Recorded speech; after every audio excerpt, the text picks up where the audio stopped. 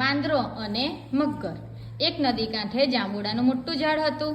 જાંબુના ઝાડ પર દરરોજ એક વાંદરો જાંબુ ખાવા આવે. નદીના પાણીમાં એક મોટો મગર રહેતો હતો. વાંદરા અને મગરની ભાઈબંધી થઈ. વાંદરો રોજ મગરને પાકા જાંબુ ખવડાવે. મગર એકવાર થોડા જાંબુ મગરી માટે લઈ ગયો. મગરીને જાંબુ બહુ ભાવ્યા. મગરી જાંબુ ખાતા ખાતા મગરને કહે, આવા રોજ જાંબુ ખાનારા વાંદરાનું કાળજું કેવું મીઠું હશે, તમે એને લઈ આવો તો હું તેનું કાળજું ખાઉં. મગર કહે, તે હવે મારો ભાઈબંધ છે, ભાઈબંધ સાથે મારાથી દગો કેમ થાય. મગરીએ જીદ કરી. ના છૂટકે વાંદરાને મગરી પાસે લાવવા તૈયાર થયો.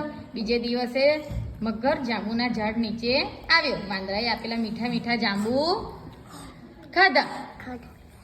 પછી બોલ્યો, વાંદરાભાઈ, મારી મગરી તમને ઘર જમવા બોલાવે છે, મારી પીઠ પર બેસી જાઓ અને મહેમાન થાવ.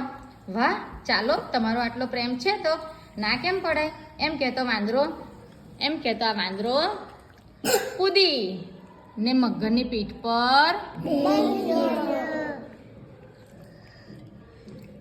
બેસી ગયો.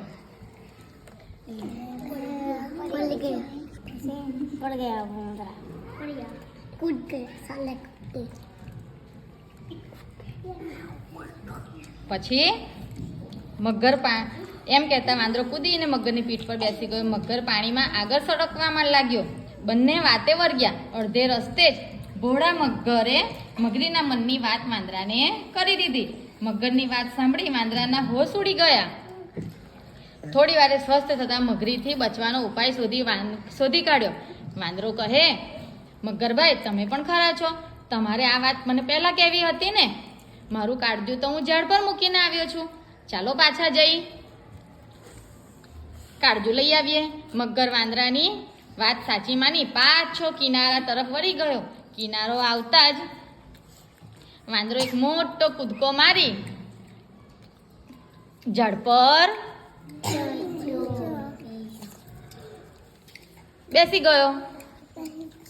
પછી કહે, મૂરખ મગર, કાળજું તે કઈ ઝાડ પર મુકાતું હશે, તું તો દગાખોર છે, ભાઈબંધને દગો કરાય.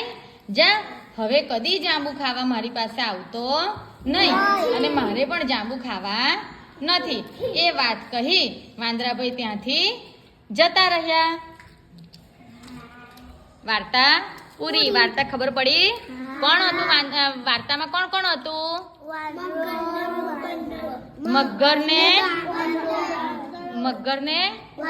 વાંદરો હતો. મગરભાઈ ને વાંદરાભાઈ કયું ફળ ખાતા હતા? જાંબુ.